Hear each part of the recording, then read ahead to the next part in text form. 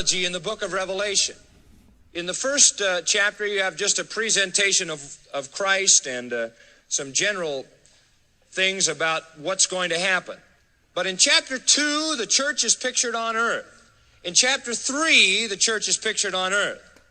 Then in chapter 4, we're introduced to some interesting individuals. Verse 4, we all of a sudden pop up to heaven.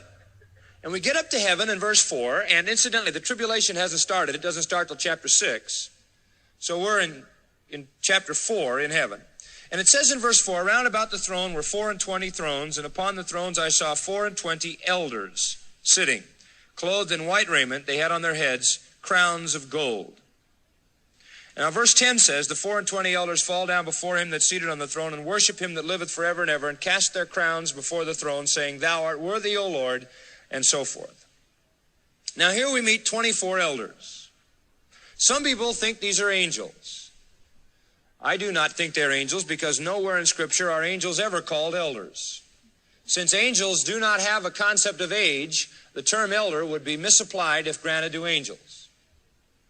Elder basically means just what it is. Elder, older, mature, experienced. Angels are as old now as they were when they were created. They have no concept of time related to their existence. Others say that these are Old Testament saints. Now these, incidentally, if you can confirm that this is the church, then you've got the church in heaven before the tribulation, see? So it's an important point. So if you want to make sure the church goes through the tribulation, you got to do something with the 24 elders. They can't be the church.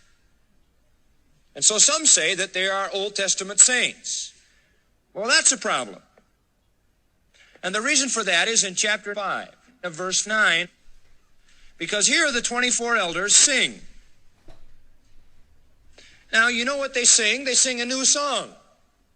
And the song is this. Now watch it. Thou art worthy to take the scroll and open its seals. They're singing to Christ. For thou wast slain, now watch it, hast redeemed us to God by thy blood, watch, out of every kindred and tongue and people and nation. That's not Israel, right?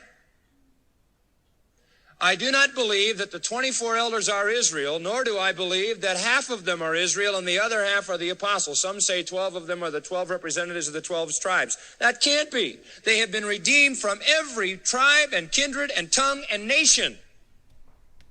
Now that only characterizes one group. Which group?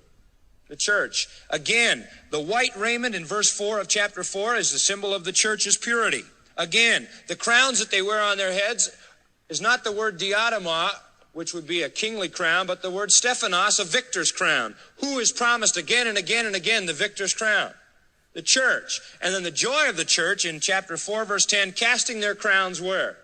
At the feet of Jesus Christ. I believe clearly the 24 elders are the church. If so, they're in heaven before the tribulation begins. As we told you last time, we beat it by 2 chapters.